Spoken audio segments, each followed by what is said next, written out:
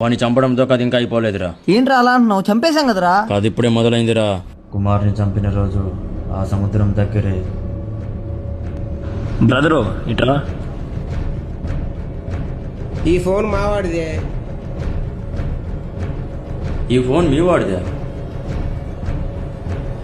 అవును బ్రదరు, మావాడిదే. మీరు ఇక్కడికి ఎందుకు వచ్చారు? నిజం చెప్పరా, మా వాడు ఫోన్ నీకు ఎక్కడిది?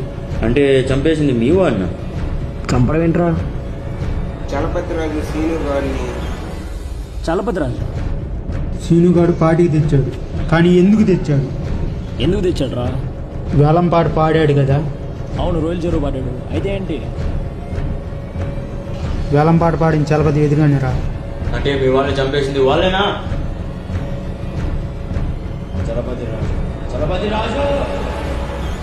చలపతిరాజు ఆ పేరు వింటేనే చుట్టుపక్కల గ్రామాలన్నీ భయంతో వణుకుతాయి. అతడు ఆశపడిన వాటిని దక్కించుకోవడానికి ఎంతకైనా తెగిస్తాడు, ఎవడినైనా చంపుతాడు. కానీ ఈ విషయం తెలియక చాలా సంవత్సరాల తర్వాత ఊరికి వచ్చిన శ్రీను గ్రామానికి ఏదో మంచి చేద్దామని చలపతిరాజు చేతిలో అనాదిగా వస్తున్న రొయ్యల చెరువుని వేలం పాట పాడి ఆ చలపతిరాజుకి ఎదురెళ్ళాడు. అలా వెళ్ళిన వాడు తిరిగి రాకుండా వెళ్ళిపోయాడు.